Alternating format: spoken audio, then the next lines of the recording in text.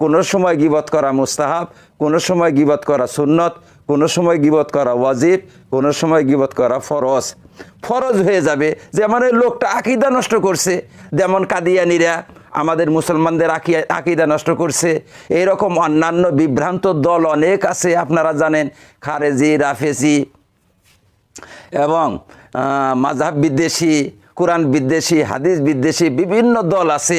সেই সমস্ত দলেরা এমনভাবে বর্ণনা করে, এমনভাবে ভাষণ দেয় যে শ্রোতারা বিভ্রান্ত হয়ে যায়, শ্রোতারা সরল পথ হারিয়ে বিপথে চালিত হয়ে যায়। সেই জন্য এই সমস্ত লোকের গীবত যে উলামারা করে, এই গীবতটা জরুরি গীবত, এটা হালাল গীবত। শুধু হালালই না, বরং কোনো কোনো ক্ষেত্রে তো ফরজ। যেমন ঈমান যদি নষ্ট করে দেয়, তাহলে আপনি তো জাহান্নামী হয়ে যাবেন। আপনাকে বাঁচাবার জন্য আলেমদের পক্ষে জরুরি হয়ে যায়, ফরজ হয়ে যায় তাদের গীবত করা, তাদের গীবত করতে হবে। কারণ যার গীবত করছে সে আসলে বিদাতি, বা সে আসলে মুরতাদ, বা সে আসলে ভ্রান্ত দলের লোক, বা সে আসলে তার আকীদা খারাপ, তার দল খারাপ। এইরকম কোনো লোকের, এইরকম কোনো দলের, এইরকম কোনো বিভ্রান্ত লোকের যদি গীবত করে, তাহলে আপনারা ধারণা করবেন আলেমরা এটা করছে, আলেমদের এটা কর্তব্য, এটা করতে হবে। এটা না করলে আলেমরা আল্লাহর কাছে দায়ী হবে। কারণ ঈমানের হেফাজত করা, আমলের হেফাজত করা আলেমদের দায়িত্ব, সমাজের হেফাজত করা আলেমদের দায়িত্ব। আর নিজের দায়িত্ব পূরণ করার জন্য আলেমরা গীবত করছে। এই গীবতের মধ্যে আপনারা আলেমদের সাথ দিবেন, আলেমদের সঙ্গ দিবেন, আলেমদেরকে সহায় করবেন। আপনারাও ওই সমস্ত কুকর্ম থেকে বেঁচে থাকবেন, আপনাদের ছেলে মেয়েকেও বাঁচিয়ে রাখবেন এবং আলেমদের সর্বপ্রকার সাহায্য করবেন আপনারা। এক বন্ধু প্রশ্ন করেছেন, গীবত কাকে বলে এবং গীবত কত প্রকার? গীবত দুই প্রকার, একটা হারাম গীবত আর একটা হালাল গীবত। হারাম গীবত কাকে বলা হয়? হারাম গীবত বলা হয় একজন লোকের দোষ অসৎ উদ্দেশ্যে ব্যক্ত করা, সৎ উদ্দেশ্যে না, অসৎ উদ্দেশ্যে ব্যক্ত করা, এইটা হারাম। আর যদি দোষটা সৎ উদ্দেশ্যে ব্যক্ত করা হয়, তাহলে এটা হালাল। অসৎ উদ্দেশ্যে কি সেইটা? অসৎ উদ্দেশ্যে ব্যক্ত করার মানা হচ্ছে যে ব্যক্তির গীবত করছেন আপনি, তার মানহানি করবার চান, তাকে সমাজে ছোট করবার চান, তাকে সমাজে হেয় প্রতিপন্ন করতে চান, তাকে মানুষের সামনে বেইজ্জত করতে চান, অপমানিত করতে চান, তার সমাজের যেটা কেরিয়ার সেটাকে নষ্ট করতে চান, এটা হচ্ছে অবৈধ গীবত, এটা হারাম গীবত। এই গীবত করা যাবে না।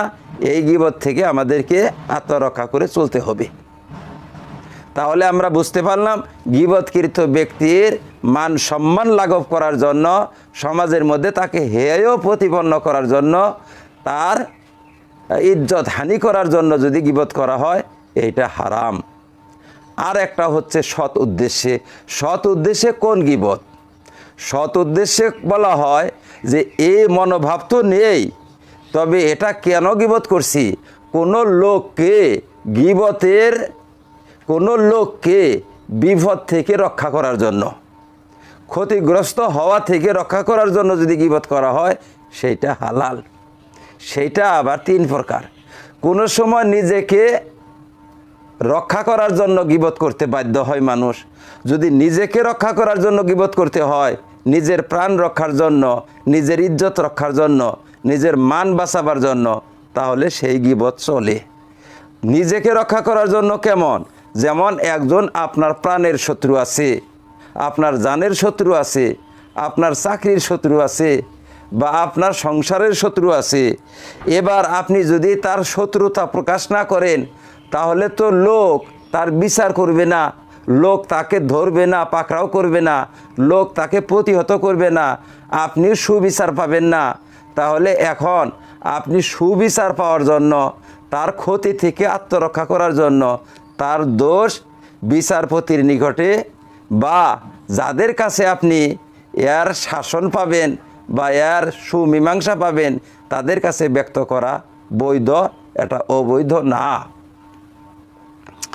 অথবা গীবতকৃত ব্যক্তিকে রক্ষা করার জন্য, কোনো সময় গীবতকৃত অর্থাৎ যার গীবত করছেন আপনি, তাকে রক্ষা করার জন্য গীবত করা হয়। যেমন একটা লোক পাপে লিপ্ত হচ্ছে, অসামাজিক কাজে লিপ্ত হচ্ছে, অবৈধ কাজে সবসময় লিপ্ত হচ্ছে।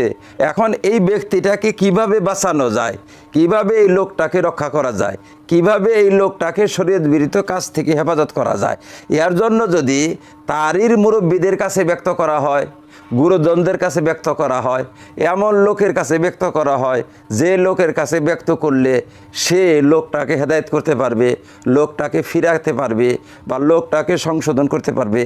আপনার উদ্দেশ্য একমাত্র লোকটার সংশোধন, লোকটাকে বাঁচানো, লোকটাকে ভালো করা উদ্দেশ্য, তাহলে এইটাও হালাল গীবত, এটা নাজায়েজ না। তৃতীয় নম্বর হচ্ছে যে তৃতীয় ব্যক্তিকে রক্ষা করার জন্য, অর্থাৎ গীবতকারী নিজেকেও রক্ষা করবে না, গীবতকৃত ব্যক্তিকেও রক্ষা করবে না, বরং তৃতীয় জনকে রক্ষা করার জন্য। যেমন একজন লোক দ্বারা তৃতীয় ব্যক্তি ক্ষতিগ্রস্ত হচ্ছে, আর্থিক ক্ষতি হোক বা শারীরিক ক্ষতি হোক, ধর্মীয় ক্ষতি হোক, যে কোনো ক্ষতি, এবার আপনি ওই লোকটাকে বাঁচাবার জন্য তাকে আপনি সতর্ক করছেন অথবা জনগণকে বাঁচাবার জন্য সতর্ক করছেন। গীবতকৃত ব্যক্তির বিষ বাষ্প যেটা ছড়াচ্ছে সমাজে, এর বিষ বাষ্প দ্বারা লোকের ঈমান নষ্ট হয়ে যাচ্ছে, লোকের আমল নষ্ট হয়ে যাচ্ছে, লোকের এই আকীদা ঈমান বিশ্বাস নষ্ট হয়ে যাচ্ছে। এখন আপনি যদি জনগণের মধ্যে প্রকাশ না করেন, জনগণের মধ্যে তার দোষ প্রকাশ না করেন, তার আকীদা যে খারাপ, তার মতবাদ যে খারাপ, তার বিশ্বাস যে খারাপ, তার জামাত যে খারাপ, এটা যদি আপনি ব্যক্ত না করেন, তাহলে তো জনগণ বিপদে যাবে, জনগণ বিপথে চলবে, বিপথে চলবে। এই জনগণকে বাঁচাবার জন্য, এক কথায় তৃতীয় পক্ষকে বাঁচাবার জন্য গীবত করা হালাল। তাহলে আমরা বুঝতে পারলাম একটা হালাল হারাম গীবত, সেটি হচ্ছে গীবতকৃত ব্যক্তিকে হেয় প্রতিপন্ন করার জন্য, এইটা হারাম। আর যদি কোনো ব্যক্তিকে বিষক্রিয়া থেকে বাঁচাবার জন্য গীবত করা হয়, তাহলে সেইটা হালাল। আপনি এখন গীবতকৃত ব্যক্তিকেই রক্ষা করতে চান বা নিজেকে রক্ষা করতে চান বা তৃতীয় ব্যক্তিকে রক্ষা করতে চান, এটা জায়েজ গীবত।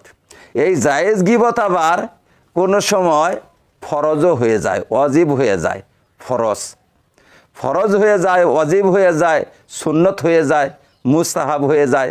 কারণ যেরূপ ক্ষতি হচ্ছে সেই ক্ষতি থেকে রক্ষা করার জন্য সেই রূপ বিধান আসবে। যেমন একজন লোকের দ্বারাই যদি একটা মুস্তাহাব নষ্ট হচ্ছে, তাহলে তার গীবত করা মুস্তাহাব হবে। একজন লোকের দ্বারা যদি সুন্নত নষ্ট হচ্ছে, তাহলে তার গীবত করা সুন্নত হবে। একজন লোকের দ্বারা যদি ওয়াজিব নষ্ট হচ্ছে, তাহলে তার গীবত করা ওয়াজিব হবে। একজন লোক দ্বারা যদি ফরজ নষ্ট হচ্ছে, তাহলে তার গীবত করা ফরজ হবে। তাহলে আমরা বুঝতে পারলাম যে রূপ ক্ষতি হচ্ছে জনগণকে তার ক্ষতি থেকে রক্ষা করার জন্য, সেই রূপ বিধান হবে গীবতের। যদি আপনি অসৎ নিয়তে গীবত করেন, তাহলে তো সেটা হারাম, কথা নেই সেখানে, সেটা হারাম, অবৈধ গীবত, কারণ তার মান সম্মান লাঘব করার অধিকার আপনার নেই।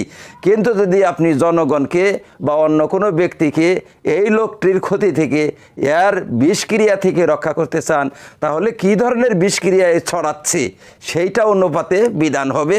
কোনো সময় গীবত করা মুস্তাহাব, কোনো সময় গীবত করা সুন্নত, কোনো সময় গীবত করা ওয়াজিব, কোনো সময় গীবত করা ফরজ হয়ে যাবে। যেমন এই লোকটা আকীদা নষ্ট করছে, যেমন কাদিয়ানীরা আমাদের মুসলমানদের আকীদা নষ্ট করছে, এইরকম অন্যান্য বিভ্রান্ত দল অনেক আছে, আপনারা জানেন, খারেজি, রাফেজি এবং মাযহাব বিদ্বেষী, কোরআন বিদ্বেষী, হাদিস বিদ্বেষী বিভিন্ন দল আছে।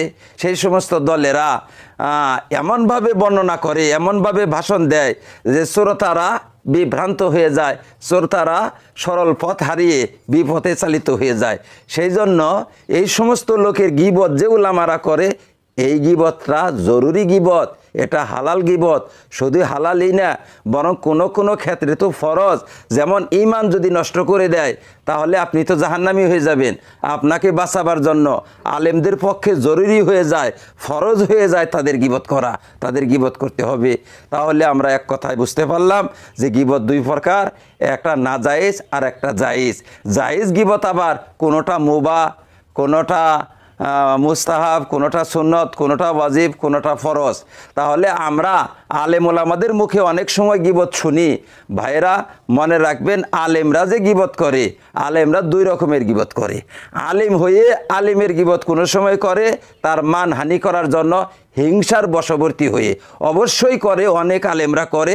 এইরকম গীবত আপনারা শুনবেন না, এরকম গীবতে কান দিবেন না। এরকম গীবত যদি করে তাহলে আপনারা সেখান থেকে উঠে যাবেন, অথবা তাকে বাধা দিবার চেষ্টা করবেন, অথবা আপনি তার কথাকেই আপনি বিশ্বাস করবেন না। কারণ যে একজনের গীবত করতে পারে, সে তো, যে ব্যক্তি অন্যজনের গীবত করতে পারে সে ব্যক্তি তো নির্ভরযোগ্য লোকই না, তার কথা আমি কেন বিশ্বাস করব? এই লোকটাই তো নির্ভরযোগ্য না। আর যদি দেখেন যে না, কোনো আলেমের গীবত এই নিয়তে করছে না, বরং যার গীবত করছে সে আসলে বিদাতি, বা সে আসলে মুরতাদ, বা সে আসলে ভ্রান্ত দলের লোক, বা সে আসলে তার আকীদা খারাপ, তার দল খারাপ, এইরকম কোনো লোকের, এইরকম কোনো দলের, এইরকম কোনো বিভ্রান্ত লোকের যদি গীবত করে, তাহলে আপনারা ধারণা করবেন আলেমরা এটা করছে, আলেমদের এটা কর্তব্য, এটা করতে হবে। এটা না করলে আলেমরা আল্লাহর কাছে দায়ী হবে। কারণ ইমানের হেফাজত করা, আমলের হেফাজত করা আলেমদের দায়িত্ব, সমাজের হেফাজত করা আলেমদের দায়িত্ব। আর নিজের দায়িত্ব পূরণ করার জন্য আলেমরা গীবত করছে। এই গীবতের মধ্যে আপনারা আলেমদের সাথ দিবেন, আলেমদের সঙ্গ দিবেন, আলেমদেরকে সহায় করবেন। আপনারাও ওই সমস্ত কুকর্ম থেকে বেঁচে থাকবেন, আপনাদের ছেলে মেয়েকেও বাঁচিয়ে রাখবেন, এবং আলেমদের সর্বপ্রকার সাহায্য করবেন আপনারা।